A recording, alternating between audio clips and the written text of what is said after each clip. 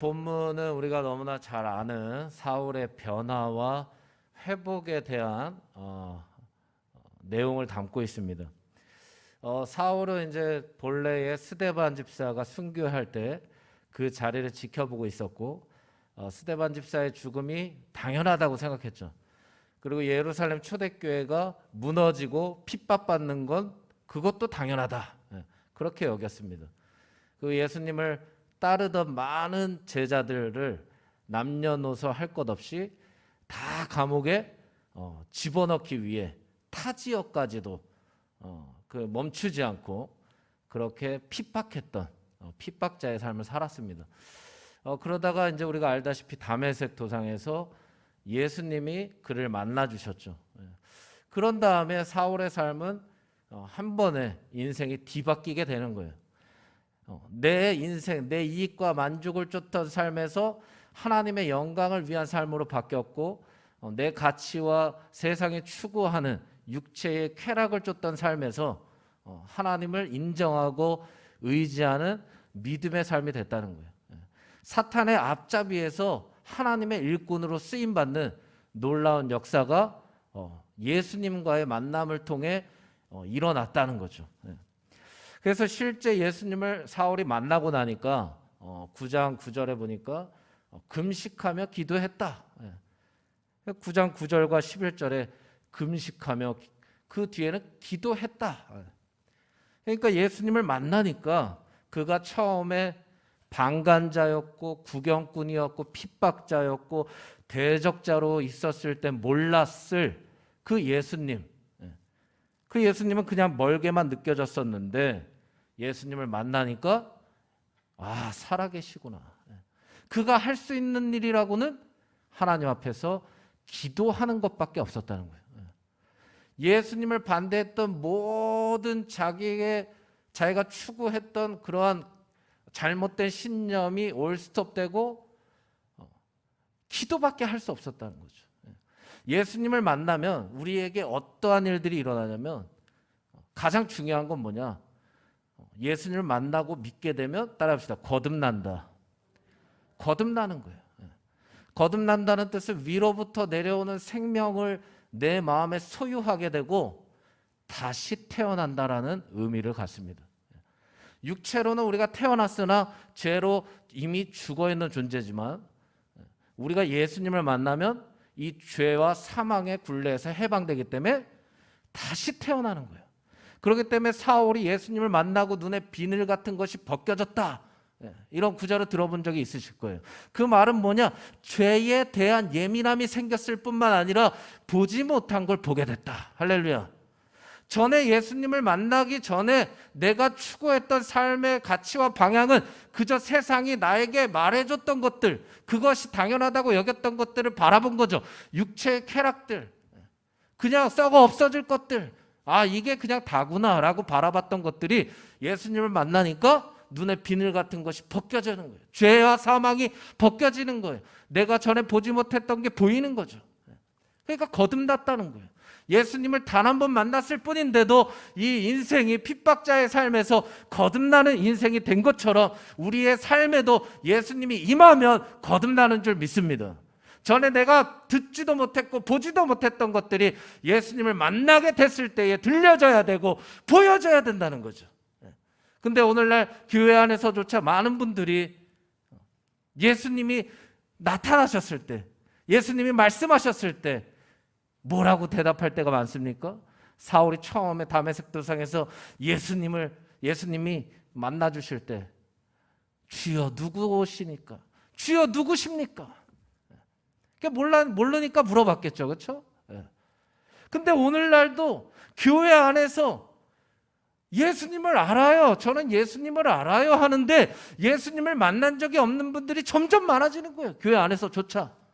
그러니까 주님이 말씀하실 때 주님을 인정해야 되는데 이게 뭐 주님이 하신 일인지 내가 기뻐서 하는 일인지 이것도 구분도 안 가는 거죠. 그런 분들이 점점 많아지시는 걸 보고 있는 거예요. 누구십니까? 주여 누구십니까? 우리의 고백이 거듭났다면 하나님 앞에서 이런 고백이 아니라 주님 저를 만나 주시옵소서. 할렐루야. 주님 저를 만나 주시니 감사합니다. 주님은 살아계신 하나님이셨군요. 주님을 인정하는 고백이 나와야 될 줄 믿습니다. 주여 누구십니까? 이것은 주님을 만난 자의 대답이 아니라는 거예요. 그래서 기도할 수밖에 없다. 여러분, 예수님을 만난 자의 삶은 우선순위가 바뀌어요. 우선순위가. 주님 앞에 기도하는 인생이 될 수밖에 없다는 거죠. 그 만남을 잊지 못해요. 여기 계신 분들도 첫사랑이 있을 거예요. 다 첫사랑이 있으시죠? 옆에 분이 첫사랑인지 한번 쳐다봐 보세요. 옆에 혹시 부부시면 이 사람이 내 첫사랑이지. 그 첫사랑을 떠올리지 않습니까? 아련한 첫사랑. 잊혀지지 않는 그 만남. 마치 그런 것과 같은 거죠. 예수님을 내가 한 번 만났을 뿐인데 그 만남이 잊혀지지 않는 거예요. 너무나 좋았어요. 너무나 이 세상이 주는 평안과 사랑을 오늘 해석이 안 될 정도로 예수님을 한 번 만났을 뿐인데도 그 만남이 너무나 간절해지는 거예요. 주님이 공급하시는 힘이 없이는 살아갈 수 없기 때문에 주님을 찾고 또 찾을 수밖에 없는 거 아닙니까? 잠언 8장 17절에 나를 사랑하는 자들이 나를 만날 것이요 나를 간절히 찾는 자가 따라합시다. 나를 만날 것이니라. 주님을 한번 만난 자라면 간절해질 수밖에 없다는 거예요. 왜? 좀 전에도 말씀드렸지만 이 만남, 한 번의 만남일 뿐인데도 잊혀지지가 않는 거예요. 주님이 나를 죽기까지 사랑하시다니. 이 놀라운 복음의 은혜 앞에 사로잡혀서 매번 주님을 만나고 싶다, 만나고 싶다. 간절해질 수밖에 없다는 거죠. 우리가 왜 주님을 만나야 됩니까? 만나야 역사가 일어나기 때문이에요. 만나야 회복이 일어나기 때문이에요. 만나야 부흥이 일어나기 때문이고, 만나야 내 삶의 가치가 바뀌고 내 인생이 송두리째 뒤바뀌기 때문에 예수님을 만나는 일에 우리가 힘써야 될 줄 믿습니다. 힘쓰고 애써야 될 일은 예수님을 만나는 일이에요. 예수님을 만나는 일. 사울의 상황을 보더라도 정작 사울이 예수님을 만나기 위해 한 일은 없어요. 안 그렇습니까? 예수님이 주관적으로 주권적으로 사울을 만나주셨다는데 우리에게 소망이 있는 거예요. 아무것도 할 수 없는 연약한 우리의 모습을 주님이 아시는 장면 아닙니까? 주님이 여기 계신 분들도 다 아세요. 연약하고 나약하고 우리의 힘과 능력으로 결심으로 안 된다는 거 아신단 말이에요. 그래서 예수님이 우리에게 너무나 은혜가 되시는 그 부분이 뭐냐? 먼저 찾아오신다는 거예요. 주님은 항상 우리에게 먼저 찾아오시는 분이에요. 그래서 우리가 해야 될 건 뭡니까? 그 예수님이 찾아오실 때 손님이 아니라 주인으로 내 마음의 문을 여는 것은 우리가 해야 될 일입니다. 한 번이면 되는 거예요. 단 한 번의 진실된 만남으로도 역사가 일어나는 거죠. 그게 바로 오늘날 예배인 줄 믿습니다. 주님이 우리를 만나시고 싶으셔서 이 예배를 주님이 마련해 주신 줄 믿습니다. 이 예배 가운데도 단 한 번의 예수님과의 만남을 통해서도 우리는 진실된 만남이라면 우리의 인생이 바뀌는 거예요. 우리의 인생이 회복되는 겁니다. 요한계시록 3장 20절에 볼지어다 내가 문 밖에 서서 두드리노니 누구든지 내 음성을 듣고 문을 열면 내가 그에게로 들어가 그와 더불어 먹고 그는 나와 더불어 먹으리라. 주님이 예배를 통해 우리 마음에 녹화하고 계시는 거죠. 말씀으로 음성을 들려주시는 거예요. 문을 열어라. 사울도 그렇게 주님이 만나주신 거예요.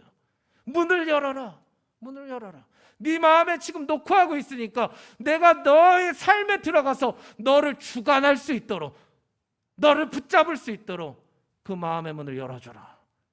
주님이 이 시간도 그렇게 말씀하고 계시는 거죠. 그래서 우리는 이 기회를 놓치면 안 되는 거예요. 예수님과의 만남의 이 시간, 사울을 만나주셨던 예수님께서 오늘날 이 시간에 우리를 만나시고 싶어 하시다는 걸 우리가 조금이라도 안다면, 내가 주님을 만난 적이 있다면 이 시간 간절해질 수밖에 없는 거예요. 할렐루야. 왜? 주님을 만난 기억이 있기 때문에. 예수님을 만나고 사울의 변화는 실질적인 변화였어요. 실질적인 변화. 한번 따라해 보시겠습니다. 실질적인 변화. 실질적인 변화였죠. 삶이 따라오는 변화였다는 거예요. 삶이 따라오는 변화. 우리가 뭐 누누이 알다시피 야고보서에서도 행함 없는 믿음은 그 자체가 죽은 거다. 그렇죠? 2장 17절인 거예요. 그렇게 고백하고 있어요. 그처럼 믿음이 있다면 삶이 따라와야 된다. 삶이 뭡니까? 삶의 변화, 삶의 도전, 삶의 회복. 이게 따라와야 된다는 거예요. 그가 속한 공동체의 변화를 보더라도 그가 예수님을 만났구나. 이게 보여지는 거죠. 전에는 하나님을 대적하며 핍박하는 이들과 함께 했다면 우리가 잘 알지 않습니까? 9장 19절에 다메섹에 있는 제자들과 함께 있었다. 본인이 그토록 잡고 핍박하고 감옥에 끌고 가려고 했던 제자들과 함께 있었대요. 이와 같이 내가 변하면 내가 함께하는 자들이 변합니다. 내가 속해 있는 그룹이 바뀌는 거예요. 나와 가까이 연결되어 있는 사람들이 바뀌는 거예요. 왜 바뀌어야 됩니까? 내가 추구하는 가치와 내가 바라보고 있는 방향성이 같기 때문이에요. 내 마음의 주인과 그 사람 마음의 주인이 같기 때문이에요. 말이 잘 통할 수밖에 없죠. 생각이 잘 통할 수밖에 없죠. 보면 볼수록 흐뭇해지는 거죠. 기쁨이 넘치는 거죠. 불평 불만 나올 수가 없는 거예요. 왜? 마음이 연결되어 있기 때문에. 할렐루야. 누구로? 예수로. 예수로. 가치 있는 공동체가 당연히 예수를 바라보는 공동체로 바뀌지 않겠습니까? 내가 예수님을 만났다고 하면서도 예전에 만났던 세상의 친구들과 만나는 것으로 뭐라고 안 하는 거예요. 뭐가 중요하냐? 방법과 의도와 목적과 이유가 무엇이냐? 만나는 것을 뭐라고 하는 게 아니죠. 그렇죠? 근데 예전에 예수님을 만나기 전에 내가 그들과 만났던 방법과 이유와 목적과 예수님을 만난 후에 그들을 만나는 이유와 목적과 방법이 똑같다면 문제가 있는 거죠. 안 그렇습니까? 전에는 내가 그들이 추구했던 세상의 육체의 쾌락과 탐심, 거짓과 미혹에 사로잡혀서 사탄이 음흉하게 뒤에서 잘한다. 내가 시키는 대로 하네. 근데 만약 예수님을 만난다고 하는데도 사탄이 뒤에서 쟤 잘한다. 똑같으면 그건 잘못된 거 아니겠습니까? 좀 전에도 말씀드렸잖아요. 예수님 만나는 건 뭐냐? 거듭나는 겁니다. 할렐루야. 옛사람이 죽어가는 거죠. 우리가 새로운 피조물로 다시 한번 재창조되는 거예요. 다시 태어나는 거예요. 예수의 사람으로 말하는 것도 생각하는 것도 내가 보게 되는 것도 듣게 되는 것도 행하게 되는 것도 삶이 따라오는 거예요. 왜? 내 안에 믿음이 있기 때문에. 믿음은 그냥 말로써 내가 믿는 자입니다 했다고 믿는 자가 아닙니다. 삶이 따라와야 돼. 그래서 신앙생활이 어려우면 어렵다고 할 수 있는 거죠.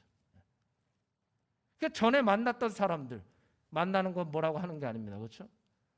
내가 예수님을 만났다면 이제 그들과 만나는 이유와 목적이 그들을 구원시키기 위한 목적이 돼야 된다는 거예요. 할렐루야. 그들에게 보여줘야 되는 거예요. 왜? 예수님이 살아계시다는 걸. 전엔 내가 이런 자였는데 예수님이 살아계시고 내가 만나보니까 예수님 진짜 하나님이시다. 내가 그 예수님 때문에 구원받았다. 보여줘야 되는 거죠.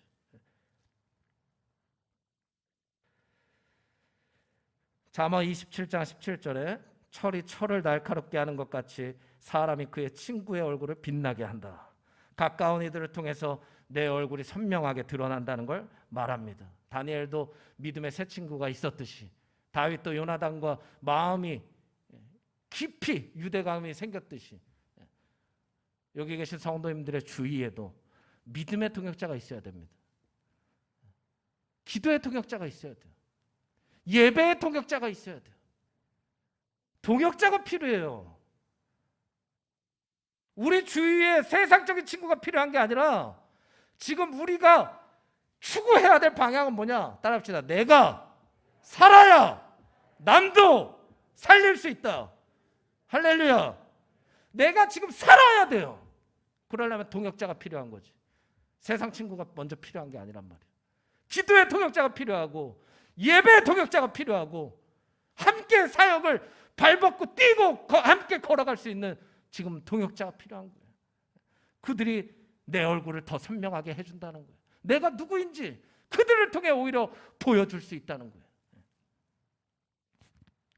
또한 사울은 본문 20절에 보니까 회당을 돌아다니며 예수가 하나님의 아들이심을 전파했다. 할렐루야.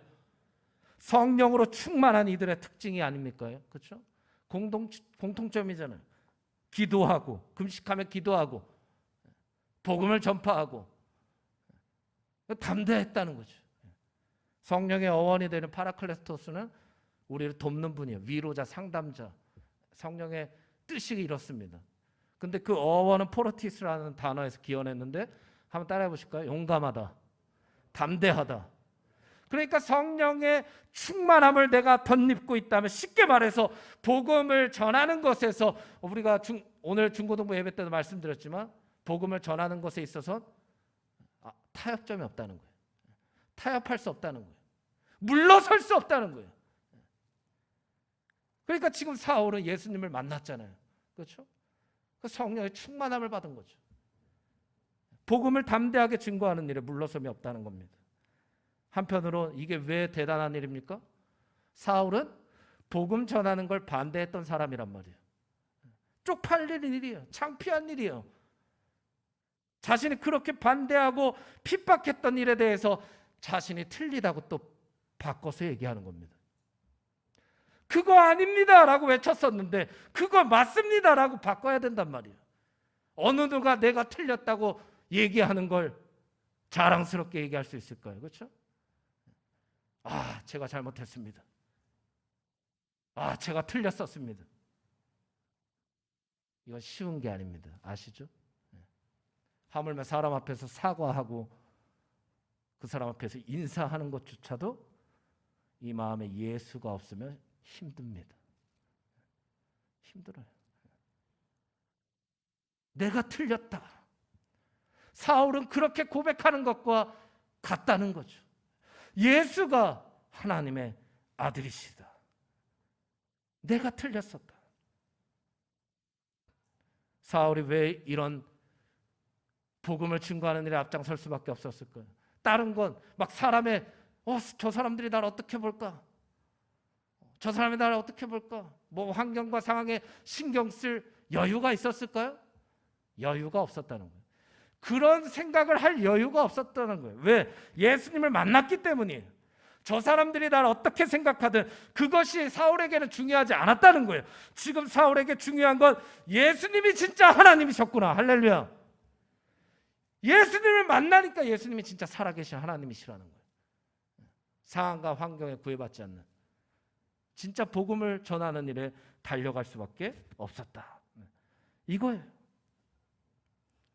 예수님을 만난 자들은 늘 내가 틀렸음을 인정합니다. 내 죄를 인정하는 거예요.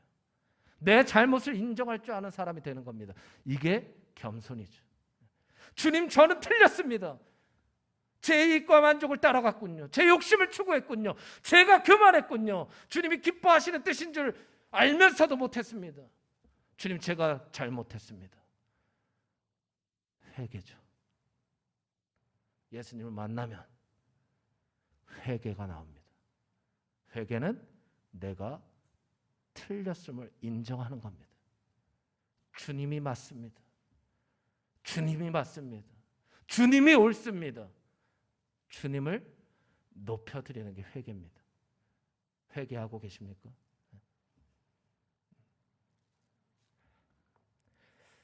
사울의 복음을 들은 자들은 놀랬대요. 21절에 보니까 놀랬대요. 사울이 복음을 전하고 있으니까 놀라는 거예요. 왜? 그를 아니까. 그가 어떤 사람이었는지 알았으니까 놀랄 수밖에 없는 거예요. 여러분, 우리 주위의 사람들도 우리가 누군지 알아요. 그렇죠? 하물며 우리의 친척들, 우리의 가족들, 그렇죠? 가장 가까이에서 같이 사는 분들조차 내가 누구인지 압니다.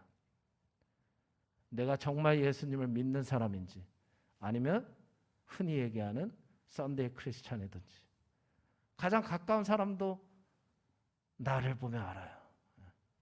안 그렇습니까? 내가 그저 형식적인 종교인일 때는 내 주위의 사람들이 나를 통해 놀라는 일이 없습니다. 왜?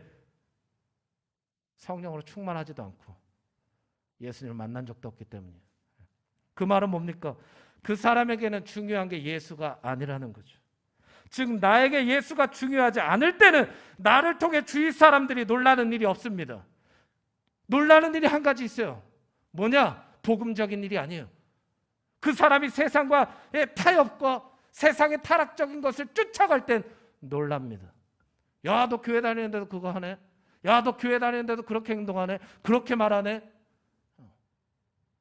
그거에는 놀랄 수 있어요. 하지만 복음적인 일에 놀랄 수가 없어요. 왜? 그 사람은 성령으로 충만하지 않기 때문에.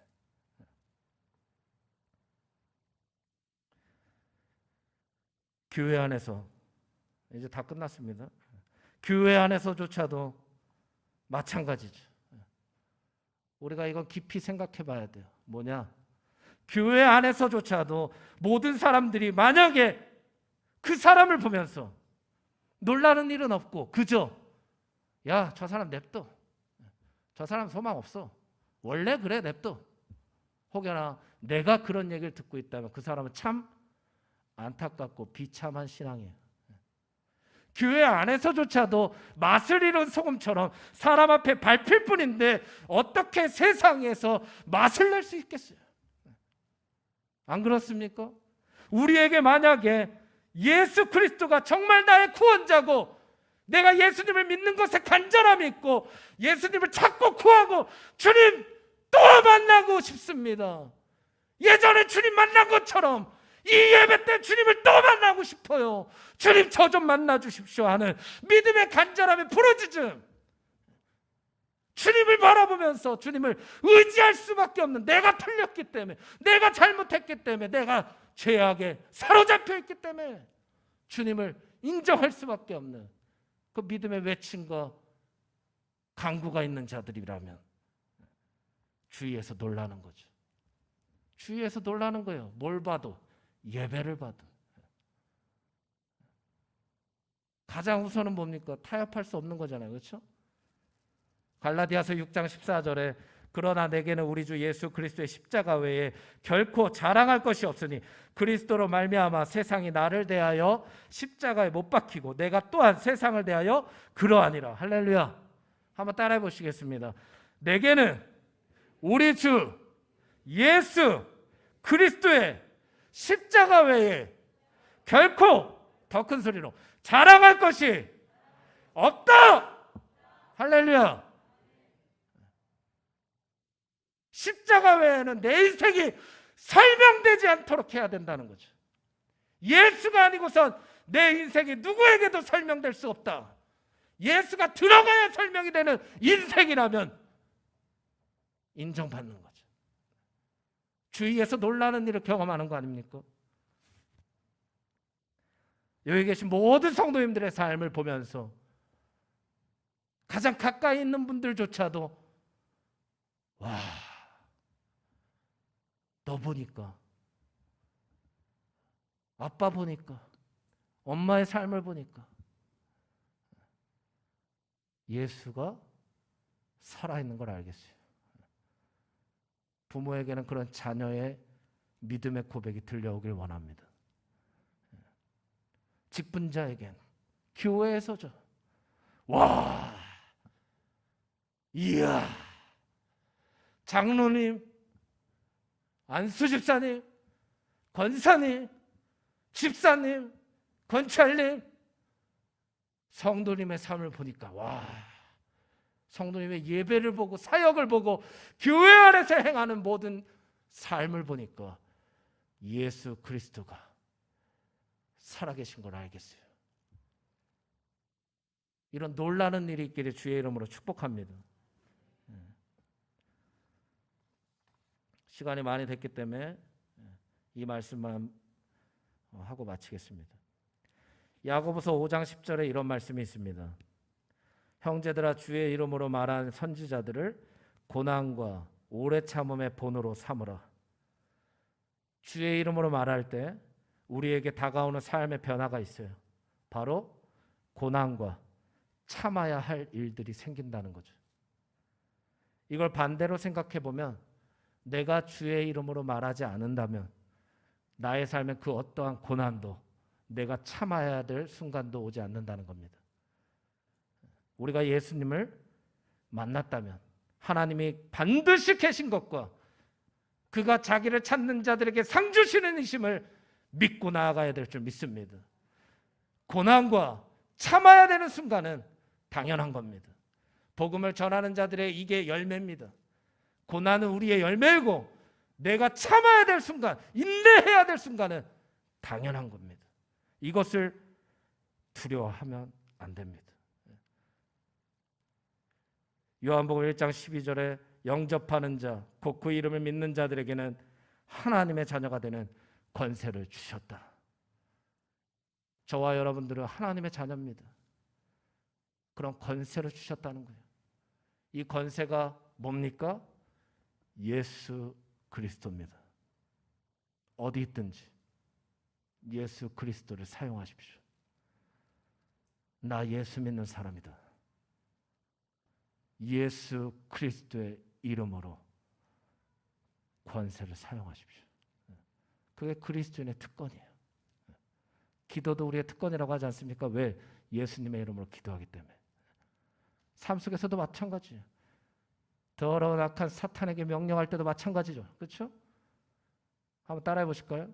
예수 그리스도의 이름으로 명하노니 더러운 사탄아 묶임을 받고 물러갈지어다.